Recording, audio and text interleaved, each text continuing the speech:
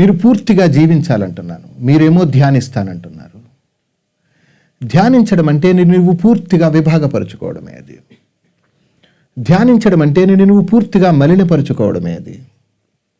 ధ్యానించడం అంటే నిన్ను నీవు పూర్తిగా విచ్ఛిన్నతపరుచుకోవడమే. ధ్యానించడం అంటే అది కొత్త స్థితుల కోసం నువ్వు ఆరాటపడుతూ ఉండటమే. ధ్యానించడం అంటే నువ్వు ఎప్పుడు నూతనని కల్పన చేస్తూ నీతో సహా ఈ సమస్త జగత్తులో ఉన్నటువంటి సర్వజీవకోటిని కూడా అసహనంతో, దారిద్ర్యంతో పరిపూర్ణంగా నిష్క్రమించేటట్టు, దుఃఖించేటట్టుగా, ప్రవర్తించేటట్టుగా నువ్వు వాటికి ప్రేరణ ఇవ్వడమే అవుతుంది. ధ్యానము చేసేది కాదు, అది పూర్తిగా నీ అంతరంగ ప్రేమకు సంబంధించింది. అది నీ పూర్తిగా నీ సమ్మతికి సంబంధించింది. అది ప్రయత్నానికి సంబంధించింది కాదంటున్నాను.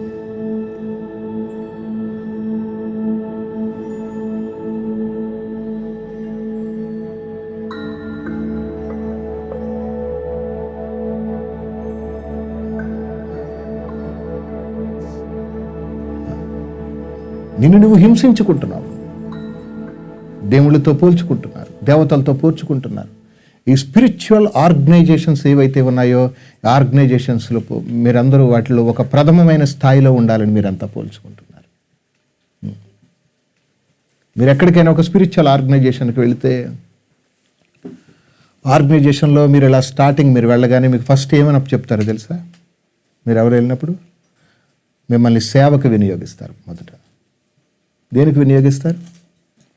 సేవకు వినియోగిస్తారు. వీళ్ళంతా ఎంతటి మూర్ఖులంటే ఒక సేవకు వినియోగించడం అంటే దాని అర్థం ఏంటంటే వాడి శ్రమని దోపిడీ చేయడం కాదు, వాడి యొక్క సహజ నైపుణ్యతని దెబ్బతీయడం అంటున్నాను నేను. అది ఒకడిని ఎప్పుడైతే మీరు సేవకి అక్కడ ఉపయోగించుకుంటారో వాడికప్పుడు లోపల నుంచి ఒక అధికారం పుట్టుకొస్తుంది. నేను ఈ సేవకులందరికంటే కూడా ప్రథమంగా ఉండాలని, నేను అందరికంటే ముందు వరుసలో నిలబడాలని. అంటే సేవ పేరుతో ఇక్కడ ఏం జరుగుతుంది? అధికార ప్రకటితం జరుగుతుంది, అహంకారం యొక్క ప్రకటితం జరుగుతుంది. అప్పుడు మనమంతా ఎలా ఉంటున్నామంటే మన వ్యక్తిగత పోరాట నైపుణ్యాన్ని ప్రదర్శించే పనిలో ఉంటున్నాము. ఒక గురువు దగ్గరికి, ఒక స్పిరిచువల్ ఆర్గనైజేషన్ దగ్గరికి మనం ఎందుకు వెళ్తాం? అక్కడికి మనల్ని మనం తెలుసుకోవడానికని వెళుతున్నాం. కానీ దాన్ని పక్కన పెట్టేసి సేవకు ఉపక్రమిస్తున్నారా? సేవలో ప్రథమ భాగాన్ని కోరుకుంటున్నారు. మీరు ప్రథముడుగా ఉండాలనుకుంటున్నారు. అక్కడ మీ మొట్టమొదటి ప్రాధాన్యత మీరు కాదు. మీ మొట్టమొదటి ప్రాధాన్యత గురువులు అయి ఉన్నారు, మీ మొట్టమొదటి ప్రాధాన్యత దేవుళ్ళు అయి ఉన్నారు, మీ మొట్టమొదటి ప్రాధాన్యత స్పిరిచువల్ ఆర్గనైజేషన్స్ అయి ఉన్నాయి తప్ప అది మీరు కాదు. ఇప్పటికీ మీ మొట్టమొదటి ప్రాధాన్యత ఒక వాస్తవానికి ఒకవేళ మీరే అయ్యి ఉంటే గనక మీరు కూర్చున్న చోటు మీకు చాలా ఎక్కువ శాంతినిస్తుంది అంటున్నాను నేను. మీరంతా ఆధారపడడానికి బాగా బానిసలైపోయి ఉన్నారు.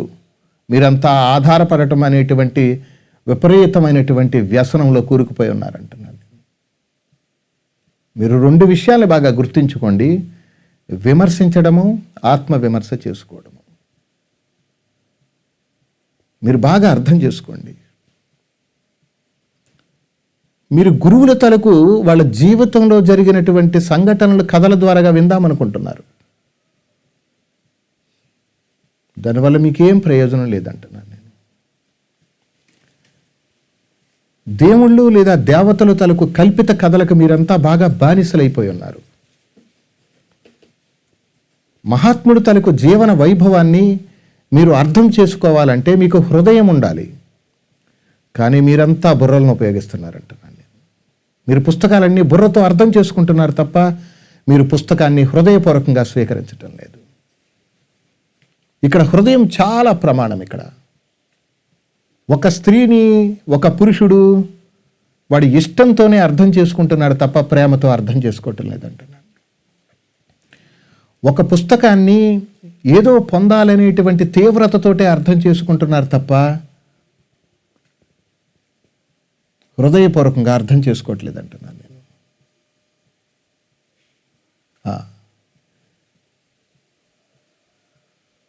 మీరు నేరుగా హృదయంతో ఆస్వాదించటం లేదంటున్నాను నేను. మీరు నేరుగా ఆస్వాదించట్లేదు కాబట్టే ఈ ఆధ్యాత్మికత పేరుతో మీరంతా అతి తీవ్రమైనటువంటి దోపిడీకి గురవుతున్నారంటున్నాను నేను. మీరంతా పూర్తి తప్పుడు మార్గంలో ప్రయాణిస్తున్నారని చెప్తున్నాను నేను.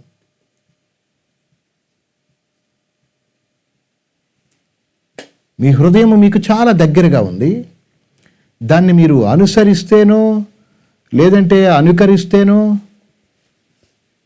లేదంటే కొత్త ప్రణాళికలు వేస్తేనో అది మీకు ఎప్పుడూ సాధ్యం కాదని చెప్తున్నాను. ఈ అనుకరణలకి, ఈ అనుసరణలకి, ఈ ప్రతిస్పందనలకి, వీటన్నిటికంటే అతీతంగా మిమ్మల్ని మీరు సమర్థవంతంగా మీ నిజమైన స్పృహలోనికి మీ చేత మీరు చాలా అతి తీవ్రంగా మీ లోపలికి ఆహ్వానం పలుకుకోవాలంటున్నాను. అది మిమ్మల్ని మీరు సేవించుకోవాలంటున్నాను నేను. మీరెప్పుడు ఏదో ఒక రకంగా ఇతరులు ఎవరో ఒకరు వచ్చి నిన్ను సేవిస్తారని అనుకుంటున్నావు. ఈ సృష్టి ఆద్యంతం నుంచి ఇప్పటి వరకు ఎప్పుడు కూడా చల్లని నాణ్యంలా మిగిలిపోయింది అది.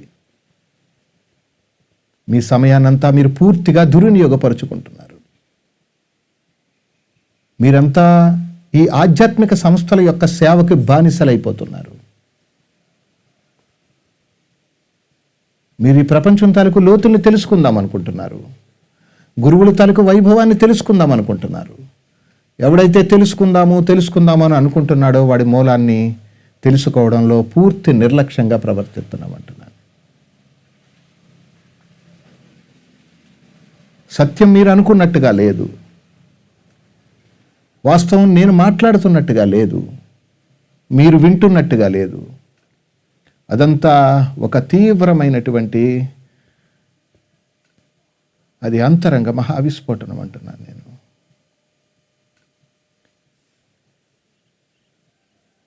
అది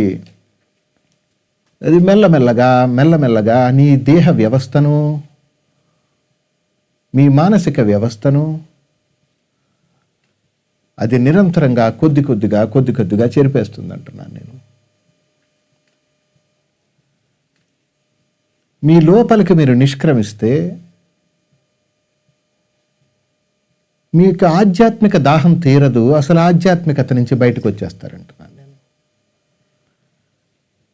మీరు ధ్యానించడం మానేసి జీవించడం మొదలు పెట్టమంటున్నాను నేను. మీ జీవనం మీకు చాలా సమృద్ధిగా మిమ్మల్ని నీకు యథేచ్ఛగా ప్రకటితపరుస్తుంది. మీ జీవం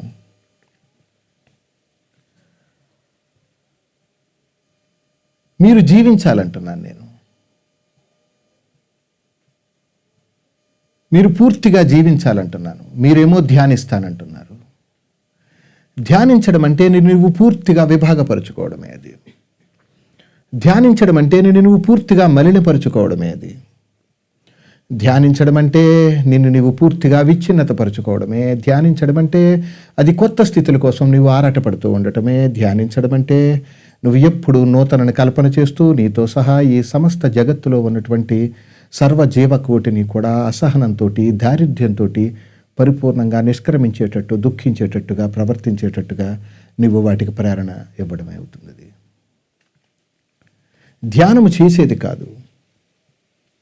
అది పూర్తిగా నీ అంతరంగ ప్రేమకు సంబంధించింది. అది నీ పూర్తిగా నీ సమ్మతికి సంబంధించింది. అది ప్రయత్నానికి సంబంధించింది కాదంటున్నాను నేను. ధ్యానం అనేటువంటిది అది ఆచరించేది కాదు, అది అవలంబించేది కాదు, అది నేర్చుకునేది కూడా కాదు. అది సహజమైనటువంటి ప్రేమ యొక్క పరిపూర్ణమైన మహా ఉద్ధృతది. అది నిరంతరమైన మహాస్పృహది. ద్వంద్వములు లేనటువంటి ఏకాకృతి వెలుగది. Complete peace, more and more peace, pure Joy.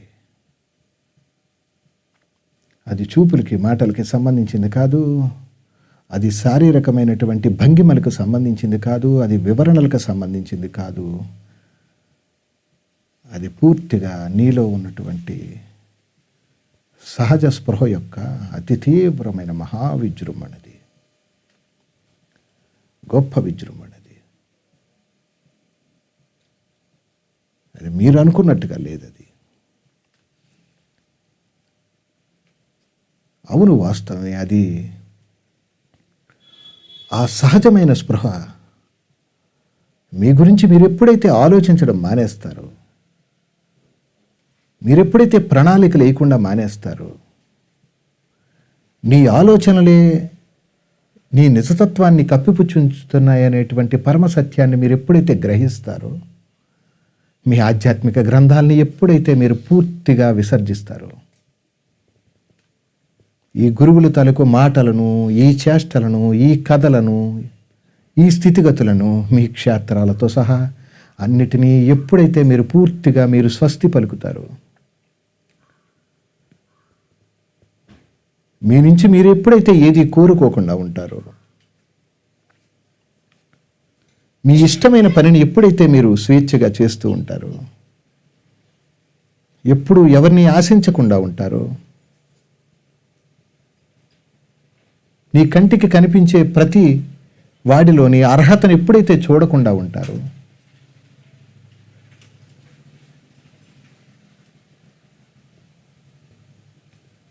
అప్పుడు మీ సహజ వైభవము తనను తాను యథేచ్ఛగా ప్రకటించుకుంటుందంటున్నాను నేను.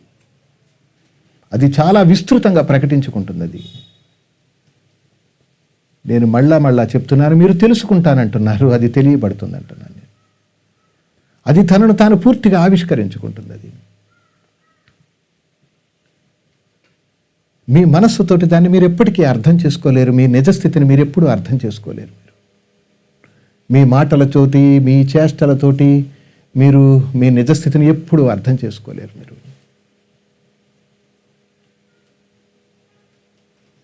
ఒక గొప్ప ఆధ్యాత్మిక గ్రంథాలన్నింటినీ కూడా కుప్ప కింద పోసి అందులో సారాంశాన్ని మీరు ఎంత తెలుసుకున్నప్పటికీ కూడా మిమ్మల్ని మీరు ఎప్పటికీ అర్థం చేసుకోలేరు. మీరంతా చాలా తప్పుడు అభిప్రాయంలో ఉన్నారు. మీ లోపల ఎవ్వరికీ చోటు లేదు, అది మీ ఒక్కడికే చోటు ఉంది. మీకందరికీ ఇష్టమైన దేవుడు ఉన్నాడు, మీకందరికీ బాగా ఇష్టమైన కులం ఉంది, మీకందరికీ బాగా ఇష్టమైన మతం ఉంది, మీకందరికీ ఇష్టమైన వ్యవస్థ ఉంది, మీకందరికీ కొన్ని ఇష్టమైన అవస్థలు కూడా ఉన్నాయి. వాటి గురించి ఎన్నో ప్రస్తావనలు ఉన్నాయి. ఎవరైనా మీ నిద్రలోకి వాటి ఎప్పుడైనా తీసుకెళ్ళగలిగారా? మీ ఇష్టదైవాన్ని ఎప్పుడైనా నిద్రలోకి తీసుకెళ్ళగలిగారా?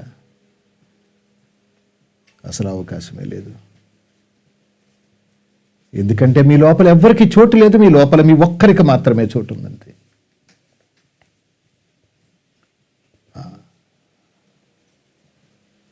అది మిమ్మల్ని మీరు తెలుసుకోవడానికి మీరు ఇక్కడికి ఎలా రావాలంటే,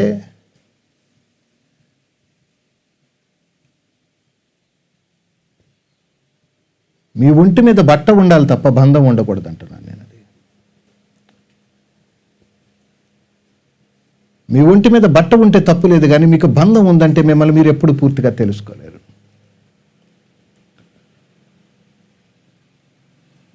మీకు మీ పట్ల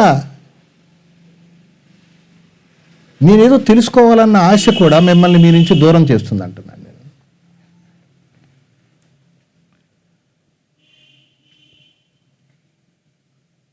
మిమ్మల్ని మీరు ఎప్పుడైనా ఇలా ప్రశ్నించుకున్నారా? అసలు మీకు అందరికీ ఏం కావాలి? మీకందరికీ ఏదో ఒక కోణంలో భక్తి కావాలి, మీకందరికీ ఏదో ఒక కోణంలో వైరాగ్యం కావాలి, మీకందరికీ ఏదో ఒక కోణంలో జ్ఞానం కూడా కావాలి. ఈ మూడు అక్కర్లేకపోతే మీ నిజస్థితిని మీరు ఎప్పుడు అనుభవించవచ్చు అంటున్నాను నేను. అది పూర్ణమైన మహాత్యాగం. అది సమర్థవంతమైన మహాత్యాగం. అది త్యాగం లేకుండా ఏ రోజు మీకు మీ నిజస్థితిని మీరు ఎప్పుడూ అందుకోలేరు.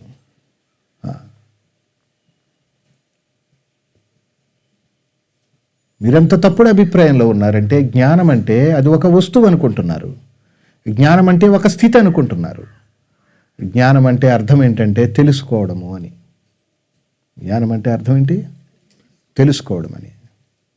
ఎవరిని తెలుసుకోవడం అంటే, మీ లోపల నుంచి ఎవడైతే అంతటిని తెలుసుకుంటూ ఉన్నాడో, ఆ తెలుసుకునేవాడిని మీరు ఒక్కసారి తెలుసుకుంటే, వాడు తెలుసుకోవడానికి ఏమీ లేక వాడు ఆగిపోతాడు.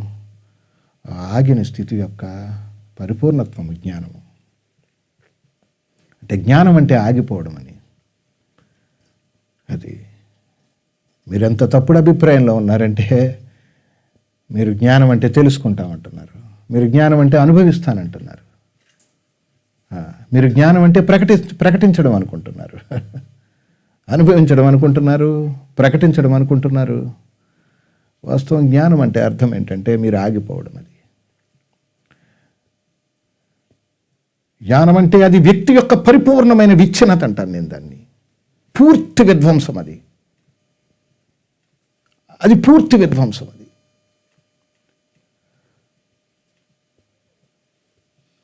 ఆ విధ్వంసం చాలా సహజమైనటువంటి అది మహాప్రేరణ అంటున్నాను నేను దాన్ని.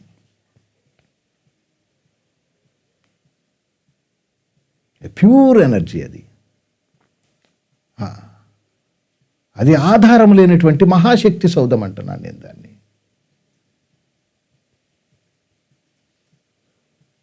మిమ్మల్ని మీరు ఇంకెప్పుడు అర్థం చేసుకుంటారు?